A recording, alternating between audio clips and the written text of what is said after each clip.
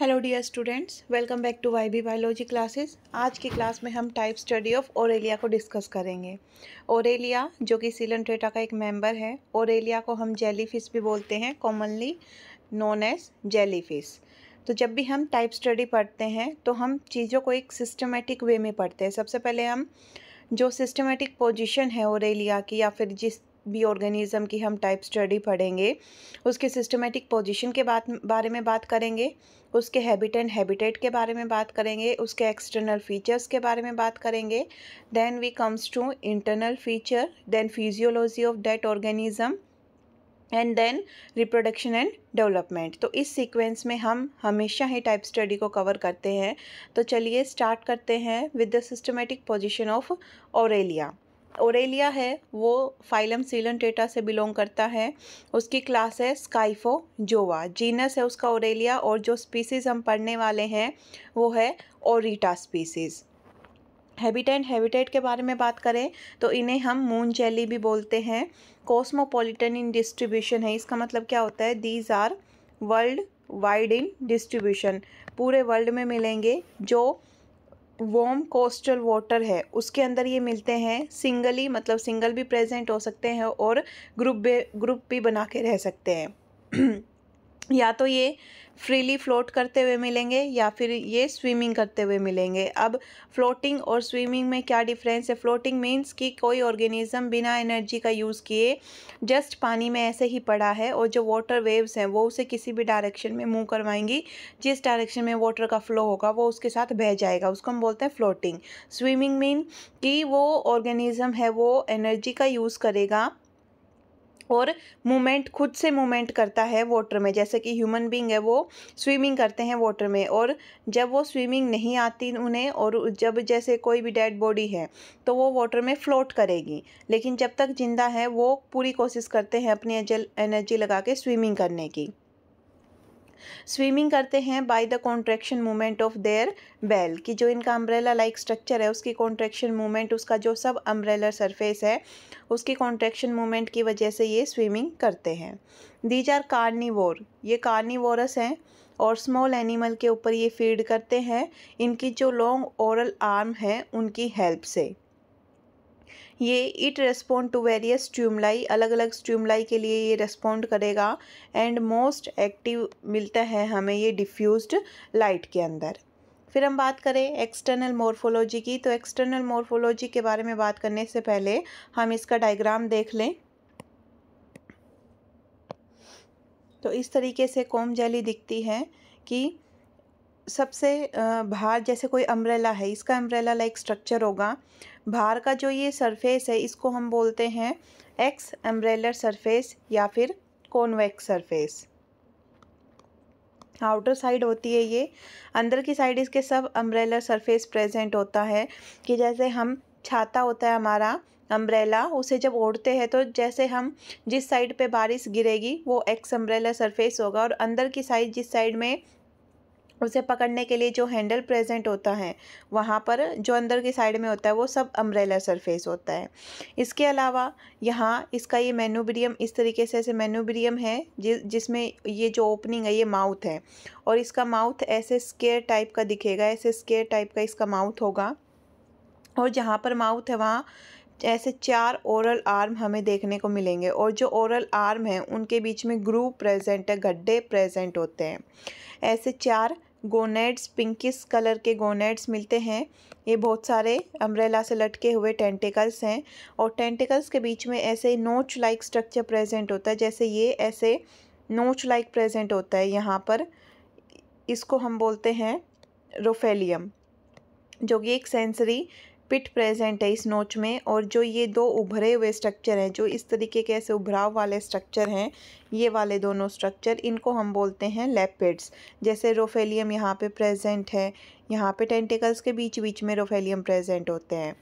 Then mouth के बाद आता है गुलेट, गुलेट के बाद आती है गैस्ट्रिक कैविटी, और गैस्ट्रिक कैविटी के बाद में रेडियल कैनाल, और उसके बाद आती हैं सर्कुलर कैनाल। जो अंदर वाली लेयर है वो गैस्ट्रोडर्मिस होगी, बाहर वाली लेयर एपिडर्मिस होगी, और जो बीच में मिलती है वो मिलती है मीजोग्लिया। देन जैसे हम इसे पूरा अगर नीचे से देखें कि इसको पूरा फ्लैट करके देखें तो ये साइड में ऐसे टेंटिकल्स हैं, ये बीच बीच में ये रोफेलियम प्रेजेंट, ऐसे 1 2 3 4 5 6 7 8 रोफेलियम प्रेजेंट है। कैसे कि यहाँ का अगर हम स्ट्रक्चर देखें तो ये हमें इस तरीके का स्ट्रक्चर दिखता है, हर एक साइड में हमें इस तरीके से ऐसे नोच और लेपेट्स प्रेजेंट मिलेंगे और इस नोच के अंदर यहाँ पर रेफेलियम मिलता है। तो ये ऐसे 8 स्ट्रक्चर में देखने को मिलेंगे। तो यहाँ पर 1 2 3 4 5 6 7 8 रेडियल कैनाल प्रेजेंट है और जो ये पूरी पेरीफेरी पे प्रेजेंट होती है इसको हम बोलते हैं सर्कुलर कैनाल। ऐसे इसके अंदर ये 4 ओरल आर्म प्रेजेंट होती हैं और अभी जो मैंने डायग्राम बना के दिखाया था माउथ का, वैसे स्केयर टाइप का माउथ ये रहा। और इसके अलावा यहाँ पर ऐसे 4 गोनेड्स प्रेजेंट होते हैं, ये 4 गोनेड्स प्रेजेंट है और इसके बीच में ये माउथ है। तो ओरल आर्म हमने देखी, माउथ देखा, गोनेड्स देखे, रोफेलियम देखे, tentacle, radial canal and circular canal. इस तरीके से अगर हम नीचे की ओर से इस साइड सब अम्ब्रेला सरफेस से देखें तो ऐसा दिखता है ये ओरेलिया। अब अभी जो चीज़ें हमने डायग्राम में देखी उन्हीं को हम थियोरेटिकल फॉर्म में देखते हैं कि एक्सटर्नल मॉर्फोलॉजी की अगर हम बात करें तो सबसे पहले हम बात करते हैं शेप एंड साइज़ की। सॉफ्ट बेल और अम्ब्रेला शेप की इसकी बॉडी होगी जिसके ऊपर 4 रेड या पर्पल कलर के हॉर्स शू शेप के, जैसा घोड़े का खुर होता है वैसे इसके गोनेड्स दिखते हैं अपर सरफेस पे and 4 long and narrow oral lobes present होते हैं जो अभी हमने देखे, जो कि लोअर सरफेस पे ऐसे लटके हुए मिलते हैं। It's circular body measure 90 mm in diameter, की इसका टोटल डायमीटर 90 mm का मिलेगा और बाहर की साइड में कॉन्वेक्स अबोरल एक्स एम्ब्रेलर सरफेस होगा और नीचे की साइड में कॉनकेव ओरल सब अम्ब्रेलर सरफेस होगा। ओरल जिस साइड से माउथ प्रेजेंट है, अबोरल जहाँ पर माउथ एब्सेंट है, अपोजिट ऑफ माउथ। कलरेशन की अगर हम बात करें तो दीज आर ट्रांसपेरेंट या फिर ब्लूइश वाइट इन कलर और इनके जो गोनेड्स होते हैं पिंकिश और रेडिश कलर के, वो हमें क्लियर विजिबिलिटी होती है उनकी बॉडी सरफेस के ऊपर because of their transparent body. Manubrium mouth and oral arm की बात करें तो जो मेनुब्रियम है वो काफ़ी शॉर्ट होगा और सब अम्ब्रेलर सरफेस के बीच में लटका हुआ मिलेगा। ऐसे इस तरीके से ये मेनुब्रियम लटका हुआ मिलता है जिसका जो फ्री डिस्टल एंड है वहाँ पर स्केयर टाइप का माउथ प्रेजेंट होता है, ऐसे माउथ प्रेजेंट होता है और हर एक इसके कॉर्नर से, माउथ के हर एक कॉर्नर से ऐसे ये ओरल आर्म या फिर ओरल लोब्स लटकी हुई मिलेंगी और इनके बीच में ग्रूव प्रेजेंट होता है, गड्ढा प्रेजेंट होता है। और जो ये ओरल आर्म्स हैं, हर एक जो ओरल आर्म है उसके बीच में ऐसे, जैसे एक ही हमने ओरल आर्म देखी और इसके बीच में ऐसे गड्ढा होगा और इस ग्रूव में ऐसे सीलिएटेड ग्रूव है, ये सीलिया प्रेजेंट होते हैं और इस ओरल आर्म के ऊपर निमेटोसिस्ट प्रेजेंट होती हैं। ये जो ओरल ग्रूव है ये लीड करते हैं माउथ के अंदर, कि ये माउथ के अंदर अपना जो भी कंटेंट है वो डालेंगे और इसके ऊपर बहुत सारे निमेटोसिस्ट प्रेजेंट होते हैं। सबजेनाइटल पिट्स की बात करें तो जो सबजेनाइटल पिट्स हैं वो स्मॉल शैलो कैविटी होती है, पिट मतलब गड्ढा, और ये इमीडिएटली गोनेड्स के नीचे मिलते हैं जिनका फंक्शन हमें नहीं पता, अनसर्टेन फंक्शन है इनका। तो गोनेड्स के जस्ट नीचे छोटे से होलो कैविटीज़ प्रेजेंट होती है। गोनेड्स की बात करें तो ये सब जेनाइटल पिट के जस्ट ऊपर मिलेंगे विद इन अम्ब्रेला और हॉर्स शू शेप के मिलते हैं। फ्रिल्ड गोनेड्स होते हैं कि इनके चारों ओर फ्रिल के जैसे दिखने वाले सिलिएटेड स्ट्रक्चर प्रेजेंट होता है। ये रेड या पर्पल कलर में मिलते हैं। इनका गोनेड्स का और सब जेनाइटल पिट का कोई भी कनेक्शन नहीं होता।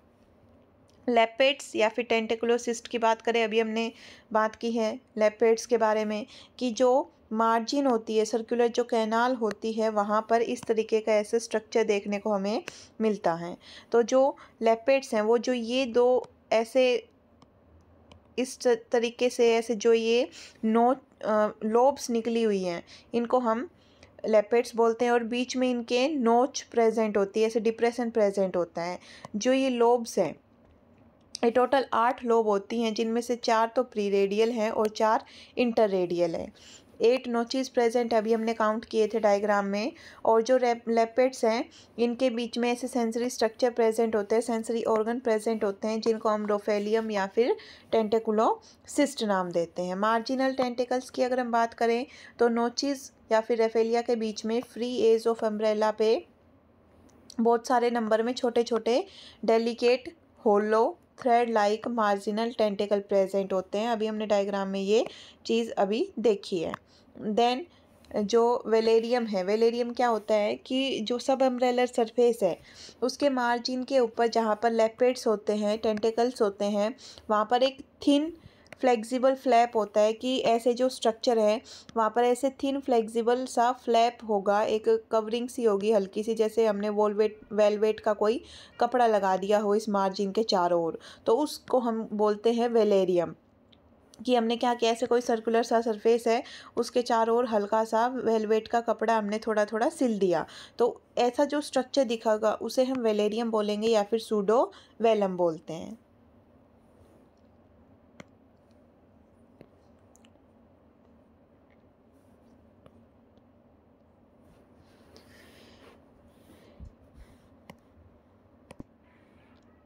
अब जो नेक्स्ट पॉइंट आता है वो आता है हिस्टोलॉजी का। हिस्टोलॉजी मतलब इसके अंदर जो भी सेल्स हैं, टिश्यू हैं, जो लेयर हैं उसके बारे में हम बात करते हैं। तो दीज आर डिप्लोब्लास्टिक, मतलब ये 2 जर्म लेयर इनके अंदर प्रेजेंट होती हैं, ectoderm as well as endoderm. 2 germ layer होंगी जो कि, और इन्हीं दोनों जर्म लेयर से इसके अंदर 2 लेयर बनती हैं। एक्टोडर्म से यहाँ पे बनेगी एपिडर्मिस, और जो एंडोडर्म है उससे यहाँ पर बनेगी एंडोडर्म। और एपिडर्म और एंडोडर्म दोनों के बीच में प्रेजेंट होती है मीजोग्लिया। अब एपिडर्मिस के बारे में हम बात करें तो जितना भी एक्सपोज्ड पार्ट होता है अम्ब्रेला का वो एपिडर्मिस से कवर अप मिलता है। तो जो एक्सपोज्ड पार्ट है वो कौन कौन सा है, एक्स एम्ब्रेलर सरफेस है, सब अम्ब्रेलर सरफेस है, वेलेरियम है, टेंटिकल है, ये सारे बाहर एक्सपोज्ड पार्ट है। तो इन एक्सपोज्ड पार्ट को कौन कवर करेगा, एपिडर्मिस। इसके अलावा गुलट भी एपिडर्मिस के इन्वेजिनेशन की वजह से ही बनता है, जबकि जो गुलट है वो गैस्ट्रोवस्कुलर कैनाल सिस्टम का पार्ट है जब, और ये एपिडर्मिस से कवर मिलेगा। गैस्ट्रोडर्मिस की बात करें तो जितने भी पार्ट है गैस्ट्रोवस्कुलर कैनाल सिस्टम के सिवाय गुलट के वो गैस्ट्रोडर्मिस से कवर मिलते हैं। मेनली यहाँ पर ऐसे फ्लैजिलेटेड कोलुमिनार एंडोथीलियल सेल्स प्रेजेंट होती हैं, कहाँ, गैस्ट्रोडर्मिस में। ग्लैंड सेल भी प्रेजेंट होती हैं गैस्ट्रोडर्मिस में। मीजोग्लिया के बारे में बात करें तो जो मीजोग्लिया है वो बॉडी का मेन बल्क बनाता है, मेन जो स्ट्रक्चर है वो बनाता है, और ये एक थिक जेलेटिनियस लेयर बनाएगा between epidermis and gastrodermis. Contain numerous branching elastic fibre and wandering amoeboid cell, कि जो इसकी मीजोगिलिया है उसके अंदर इलास्टिक फाइबर और घूमती हुई अमीबॉइड सेल्स मिलेंगी जो कि एपिडर्मिस से डराइव हुई हैं। इस टाइप की जो मीजोगिलिया है वो कनेक्टिव टिश्यू की तरह दिखती है, इसीलिए हम इस मीजोगिलिया को क्या नाम देते हैं, कोलन काइम नाम देते हैं। देन नेक्स्ट स्ट्रक्चर यहाँ पर निमेटोसिस्ट प्रेजेंट है। निमेटोसिस्ट कहाँ कहाँ पे मिलते हैं, ये मिलते हैं ओरल आर्म के ऊपर, एक्स एंड सब अम्ब्रेलर सरफेस पे, मार्जिनल टेंटिकल्स पे, गैस्ट्रिक फिलामेंट के ऊपर हमें निमेटोसिस्ट देखने को मिलेंगे 1 2 3 4 5, exumbrellar, subumbrellar, oral arm, tentacle and gastric filament. 3 type के हमें यहाँ पर निमेटोसिस्ट देखने को मिलेंगे, atrichous isorhizas, holotrichous isorhizas and heterotrichous micro basic euryteles. कि atrichous, holotrichous, heterotrichous, isorhizas type के हमें निमेटोसिस देखने को मिलेंगे। यहाँ पर इनके डायग्राम बना रखे हैं कि ये एट्राइकस का डायग्राम, ये होलोट्राइकस का और ये हेट्रोट्राइकस का। जो एट्राइकस है उसका ये यहाँ पर कैप्सूल, ये थ्रेड, ऐसे ही यहाँ पे थ्रेड थ्रेड और ये कैप्सूल। जो कैप्सूल है वो इलोंगेटेड है, यहाँ पर ओवल शेप का कैप्सूल है और यहाँ पर जो कैप्सूल है वो स्मॉल मिलेगा। Thread tube is open at the tip and is without but and spine. यहाँ पर ये टिप पे ओपन होती है, यहाँ पर ना तो कोई बट है और ना ही कोई स्पाइन है। अगर हम होलोट्राइकस के बारे में बात करें तो जो यहाँ पर बट है वो काफ़ी नैरो मिलेगा। जो थ्रेड ट्यूब है वो लंबी है और टिप पे ओपन होगी और उसके चारों ओर हमें स्पाइरल रो में स्मॉल स्पाइंस मिलते हैं, छोटे छोटे स्पाइन की स्पाइरल रो मिलती है। और जो हेट्रोट्राइकस है उसके अंदर थ्रेड ट्यूब टिप के ऊपर है, यहाँ पर ओपन होगी और कवर्ड बाय माइन्यूट स्पाइन, इसके ऊपर छोटे छोटे से माइन्यूट स्पाइन प्रेजेंट मिलेंगे। Then we comes to physiology of Aurelia. Aurelia की फिजियोलॉजी के बारे में हम बात करें तो जो सबसे पहले हम मस्कुलेचर एंड लोकोमोशन के बारे में बात करते हैं। मस्कुलेचर ओरेलिया पोजेस ए वेल डेवलप्ड मस्कुलेचर, कि जो ओरेलिया का मस्कुलेचर है वो काफ़ी अच्छा होता है, काफ़ी अच्छी मसल्स होती हैं। कौन से सरफेस पे? सब अम्ब्रेलर सरफेस पे, कि जो सब अम्ब्रेलर सरफेस है वहाँ की जो मसल्स की डेवलपमेंट है वो काफ़ी अच्छी होगी। यहाँ पर कोरोनल, लॉन्जिट्यूडनल और रेडियल मसल्स प्रेजेंट होती हैं। जो कोरोनल और लॉन्जिट्यूडनल मसल्स हैं वो स्ट्रिएटेड मसल हैं, जबकि जो रेडियल मसल्स हैं वो अनस्ट्रिएटेड मसल्स हैं। लोकोमोशन की अगर हम बात करें तो जब ये लोकोमोट करते हैं तो जो इनका एक्स अम्ब्रेलर सरफेस होता है वो ऊपर की ओर होगा और ये स्विमिंग टाइप ऑफ लोकोमोशन कर पाते हैं किस वजह से? Due to well developed musculature of sub umbrellar surface. Sub umbrellar surface के वेल डेवलप्ड मस्कुलेचर की वजह से ही ये काफ़ी अच्छा लोकोमोशन कर पाते हैं। यहाँ पर जो रिदमिक कॉन्ट्रैक्शन है सर्कुलर मसल्स की, वो वाटर को सब अम्ब्रेलर सरफेस की कैविटी से बाहर की ओर जेट के तरह फेंकती है, जिसकी वजह से जो बॉडी है वो आगे की ओर और ऊपर की ओर बढ़ती है। ये जो इस टाइप का जो जेट प्रोपोल्सन है उसे हम बोलते हैं हाइड्रो प्रोपोल्सन, कि एक बार बॉडी कॉन्ट्रैक्ट करेगी, एक बार बॉडी रिलैक्स करेगी। जब कॉन्ट्रैक्शन ख़त्म होगा तो जो बॉडी है वो धीरे धीरे बॉटम में सिंक होगी। अगर हमें हॉरिजेंटल मूवमेंट देखनी है तो इनके अंदर जो हॉरिजेंटल मूवमेंट है वो वेव एक्शन के ऊपर डिपेंड करेगी, वाटर करंट के ऊपर डिपेंड करेगी। इसके अलावा जो मीजोगिलिया है, जेलेटिनियस मीजोगिलिया, उसकी डेंसिटी वाटर के कंपैरिजन में लो होगी, जिस वजह से ये इसे बायोंसी प्रोवाइड करवाएगी। अगर बॉडी इधर उधर टिल्ट होती है तो उसे इक्विलिब्रियम में मेंटेन करने के लिए 8 टेंटिकुलोसाइड्स प्रेजेंट होते हैं, कि 8 टेंटिकुलोसाइड की हेल्प से बॉडी को इक्विलिब्रियम में रखा जाता है। इसके हम एक बार एक वीडियो देखते हैं इसके लिए। यहाँ पर जो ये मून जेली है उसकी बॉडी कॉन्ट्रैक्ट कर रही है और जब ये कॉन्ट्रैक्ट और रिलैक्स करेगी तो ये पानी को अपने अंदर लेगी रिलैक्स फॉर्म में, और जब ये कॉन्ट्रैक्ट करेगी तो वाटर को बाहर की ओर रिलीज़ करती है। तो इस तरीके से ऐसे मूवमेंट करेगी। अब ये रिलैक्स फॉर्म में है, ऐसे ये रिलैक्स है और रिलैक्स फॉर्म में ये वाटर के साथ बहेगी और जैसे ये कॉन्ट्रैक्ट करेगी उसी डायरेक्शन में ये मूव करती चली जाएगी। वैसे बहुत सारी जो कॉम जेलीज हैं उनकी मूवमेंट हमें देखने को मिल रही है कि जब ये रिलैक्स करेगी तो इस तरीके से ऐसे नीचे की ओर सिंक करेगी, ऐसे कॉन्ट्रैक्शन रिलैक्स फॉर्म में है ये। अब ये कॉन्ट्रैक्ट करेगी और ये अडल्ट फॉर्म में कॉम जेली है, moon jelly, adult moon jelly है ये।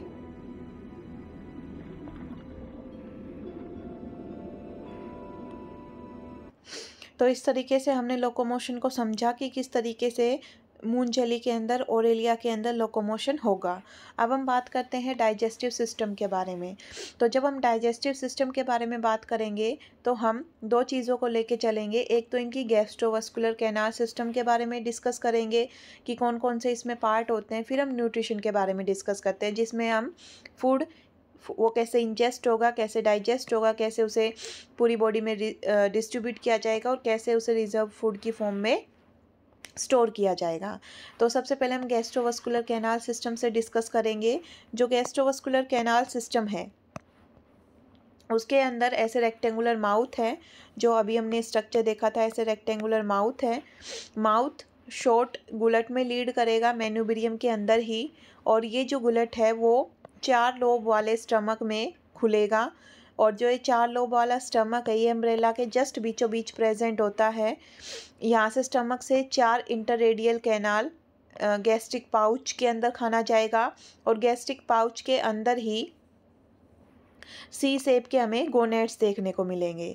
जो गुलट है वो डायरेक्ट कम्युनिकेट करता है गैस्ट्रिक पाउच से through a groove like gastrogenital canal. कि जो गैस्ट्रिक पाउच है, गुलट और गैस्ट्रिक पाउच के बीच में स्टमक आ गया और डायरेक्ट कम्युनिकेट किसके थ्रू करेगा, गैस्ट्रोजेनाइटल कैनाल के थ्रू। गैस्ट्रिक पाउच से रेडियल कैनाल निकलेंगी और रेडियल कैनाल से सर्कुलर और रिंग कैनाल में फर्दर खाना जाएगा। तो जो गैस्ट्रिक पाउच है उससे रेडियल कैनाल से सर्कुलर या रिंग कैनाल में। तो ये पूरी चीज़ें हमने किस में पढ़ी, गैस्ट्रोवास्कुलर कैनाल सिस्टम में क्या आता है, mouth, gullet within which is present in manubrium, stomach, gastric pouch, radial canal and circular canal. ये पूरा पाथवे है जिसके थ्रू जो फूड है वो सर्कुलेट होगा। अब हम बात करते हैं न्यूट्रिशन की।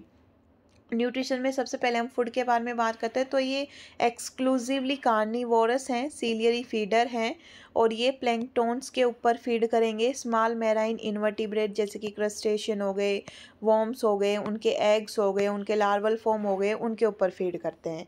इंजेक्शन की बात करें तो स्मॉल प्लैंक्टोनिक ऑर्गेनिज्म कैरी किए जाएंगे स्टमक के अंदर वाटर करंट की एंट्री। जैसे ही वाटर करंट इनके माउथ के थ्रू एंटर होता है तो उस वाटर करंट के साथ साथ में जो प्लैंक्टोनिक ऑर्गेनिज्म है वो स्टमक में डाल दिए जाते हैं। Some small organism that may get entangled in mucus of subumbrellar surface are collected by oral arm. कुछ जो छोटे छोटे ऑर्गेनिज्म है जो इनके सब अम्ब्रेलर सरफेस के जो ओरल आर्म है उनके अंदर फंस जाते हैं, उसके म्यूकस में फंस जाते हैं, उनको फिर माउथ में पुश कर दिया जाता है, माउथ में डाल दिया जाता है। जो ओरल आर्म के निमेटोसिस्ट हैं वो ऑर्गेनिज्म को पैरालाइज करेगा और इन्हें एंटेंगल करके, इन्हें स्वाइप आउट करके और बॉडी के माउथ में लेके आता है। माउथ में लेके आएगा, फर्दर माउथ से जो खाना है वो गुलट के थ्रू होता हुआ स्टमक में जाएगा और जो अनडिज़ायरेबल पार्टिकल हैं उन्हें रिजेक्ट आउट कर दिया जाता है और बॉडी से बाहर फेंक दिया जाता है। डाइजेशन है वो स्टमक में होगा और गैस्ट्रिक पाउच में होगा। Gland cell of these regions secrete most of the digestive enzymes for extracellular digestion of protein, fat, carbohydrate and even chitin।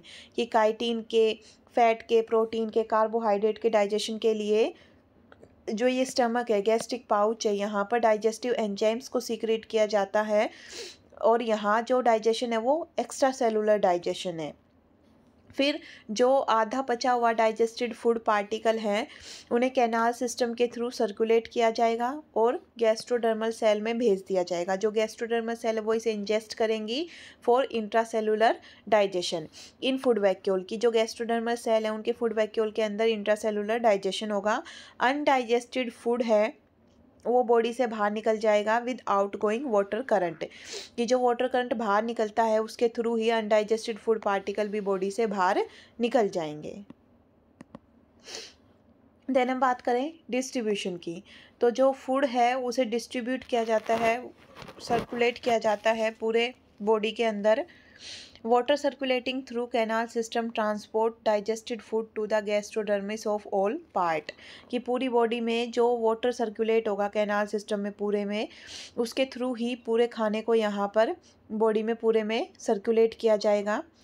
उसके अलावा जो घूमती हुई वंडरिंग अमीबॉइड सेल्स हैं मीजोगिलिया के अंदर, वो भी फूड को ट्रांसपोर्ट करने का काम करेंगी from gastrodermal cell of gastric filament. की जो गैस्ट्रिक फिलामेंट के जो गैस्ट्रोडर्मल सेल हैं उनसे मीजोगिलियल वंडरिंग अमीबॉइड सेल खाना लेके और पूरी बॉडी में ट्रांसपोर्ट करने का काम करती है। जो रिजर्व फूड है वो ग्लाइकोजन और फैट ड्रॉपलेट की फॉर्म में प्रेजेंट होता है और इस रिजर्व फूड को स्टोर किया जाता है in gastrodermal cells of gastric filament.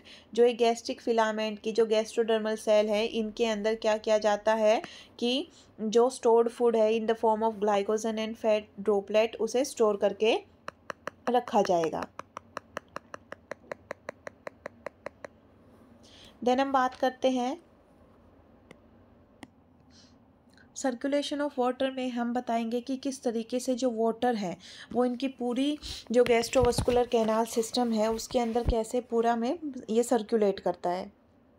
तो जो गैस्ट्रोडर्मल सेल्स हैं गैस्ट्रोवास्कुलर कैनाल की, वो है सीलिएटेड, और वो करती है, उनकी जो सीलिया है वो मूवमेंट करती है, और उनकी बीटिंग को हम क्या बोलते हैं, उनकी मूवमेंट को हम बीटिंग बोलते हैं।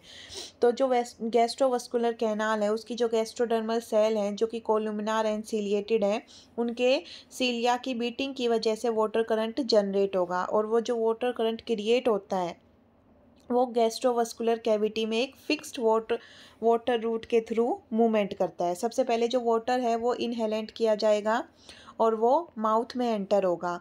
माउथ में एंटर करने के बाद वो नैरो गैस्ट्रोजेनाइटल कैनाल में जाएगा, और गैस्ट्रोजेनाइटल कैनाल से वो डायरेक्ट गैस्ट्रिक पाउच में जाता है।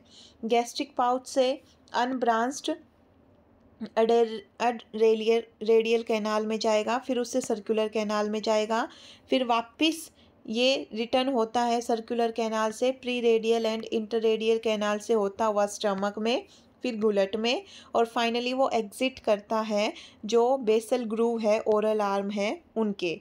ये सारे स्ट्रक्चर के नाम हम पहले ऑलरेडी पढ़ चुके हैं, और एक बार एक कंप्लीट सर्कुलेशन में करीब 20 मिनट का टाइम लगता है। जो सर्कुलेशन है वो nutrition, respiration, excretion and reproduction में हेल्प करता है। न्यूट्रिशन में कैसे कि जो वाटर करंट है जब वो बॉडी में एंटर करेगा तो उसके थ्रू खाना आएगा, फूड पार्टिकल्स आएंगे और डिज़ोल्व्ड ऑक्सीजन आएगी, और बाहर से जो स्पर्म है वो आएंगे। एक्सक्रीशन में जो नाइट्रोजनस वेस्ट यहाँ पर बनेगा वो बॉडी से, जब पानी बाहर जाएगा तो वो बॉडी से नाइट्रोजनस वेस्ट भी और जो CO2 है वो बॉडी से बाहर निकल जाएंगी। अब यहाँ जब वाटर एंटर करता है तो माउथ से सीधा गैस्ट्रोजेनाइटल कैनाल से होता हुआ गैस्ट्रिक पाउच में आएगा। वो स्टमक में एंटर नहीं करता है। स्टमक में एंटर कब करता है, जब वो बॉडी से बाहर निकलने के टाइम पे स्टमक में एंटर करेगा। इसका अगर हम डायग्राम देखें, जो ये डायग्राम है ये डायग्राम शो करता है गैस्ट्रोवास्कुलर कैनाल सिस्टम को, और ये इसका सिर्फ 1 क्वाड्रेंट दिखाया गया है with 2 arms. Circulation of water shown by arrow, की इन एरो से हमें सर्कुलेशन ऑफ वाटर दिखता है। ये 2 ओरल आर्म है, इसके अलावा 2 ओरल आर्म और प्रेजेंट होती हैं। ये इसका सिर्फ 1/4 रीजन दिखाया गया है पूरे जो इसका गैस्ट्रोवास्कुलर कैनाल सिस्टम है उसका।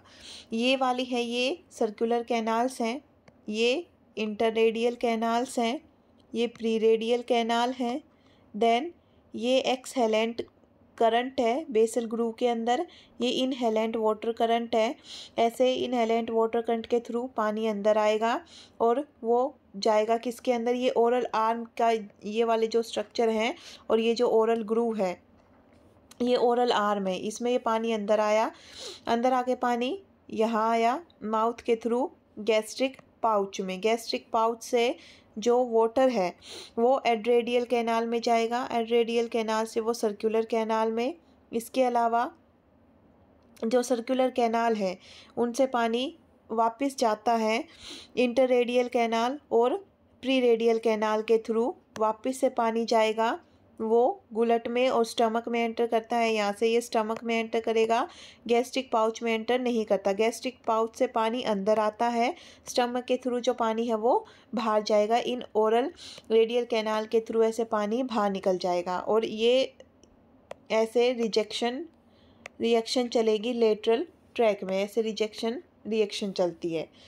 तो ये पूरा सर्कुलेटरी इसका वाटर का कैसे पूरे में सर्कुलेशन होता है वो दिखा रखा है। एक बार इसे हम फिर से देखते हैं कि जो ओरल ग्रूव है उस ओरल ग्रूव के थ्रू जो पानी है वो अंदर आएगा, बॉडी में एंटर करेगा।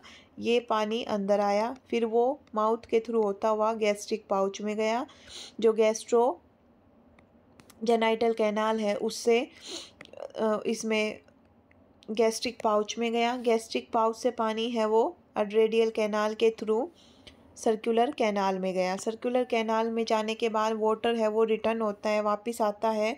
वो वापस कैसे आएगा कि सर्कुलर कैनाल से जो पानी है वो इंटररेडियल में और प्री रेडियल कैनाल के अंदर एंटर करेगा। ये जो बीच बीच में है ये इंटर रेडियल और प्री रेडियल कैनाल है। इन इंटर रेडियल और प्री रेडियल कैनाल के थ्रू पानी है वो वापस आता है। वापस आते टाइम वो गैस्ट्रिक पाउच से नहीं होते हुए जाता, वो स्टमक से होते हुए जाता है। स्टमक से होते हुए वो फिर से बॉडी से बाहर निकल जाएगा थ्रू ओरल ग्रूव। तो ये इसका रिजेक्शन मतलब ये इसका रिटर्न पाथवे है। इस तरीके से जो पानी है वो बॉडी से बाहर निकलता है। देन हम बात करें रेस्पिरेशन एंड एक्सक्रीशन की, तो यहाँ पर कोई भी स्पेशल स्ट्रक्चर प्रेजेंट नहीं होता फॉर रेस्पिरेशन एंड एक्सक्रीशन के लिए। जो डिजोल्व ऑक्सीजन है वाटर में वो डायरेक्ट एपिडर्मिस और गैस्ट्रोडर्मिस की जो सेल्स हैं उनसे डिफ्यूजन होगी, और जो नाइट्रोजनस वेस्ट है और जो CO2 है वो डायरेक्ट डिफ्यूज़न के थ्रू सराउंडिंग वाटर में रिलीज़ कर दी जाएंगी। यहाँ पर हमें ये नहीं पता होता कि जो नेचर है एक्सक्रीटरी वेस्ट का वो क्या है, कि अमोनिया है, यूरिया है, यूरिकोटैलिक है, कैसे है ये हमें नहीं पता। इसकी बॉडी का जो 99% वेट है वो वाटर की वजह से होता है। कुछ लोग ये बिलीव करते हैं कि जो सब जेनाइटल पिट्स हैं वो गैसियस एक्सचेंज में हेल्प करते हैं, और ये बेस्ड ऑन है कि जो सब जेनाइटल पिट है ये ऑब्जर्वेशन के ऊपर बताया गया है कि जब ये स्विमिंग करता है उस टाइम पे गंदा पानी कॉन्स्टेंटली लीव करता रहता है इन पिट्स के थ्रू, और जो फ्रेश वाटर है वो एंटर करता रहेगा, और जो फ्रेश वाटर है उसमें डिजोल्व ऑक्सीजन प्रेजेंट होंगी। तो जो डिजोल्व ऑक्सीजन वाला जो फ्रेश वाटर है वो इन पिट के थ्रू एंटर करता है, और इन पिट के थ्रू जो फाउल वाटर है वो निकलता रहेगा। तो ये हेल्प करता है रेस्पिरेशन एंड एक्सक्रीशन में, ऐसा माना जाता है। ऐसा ऑब्जर्वेशन के अकॉर्डिंग नोट डाउन किया गया है कि ऐसा होता है शायद ओरेलिया के अंदर। कंफर्मेशन इसका नहीं है। तो यहाँ तक हमने रेस्पिरेशन एक्सक्रीशन पढ़ा।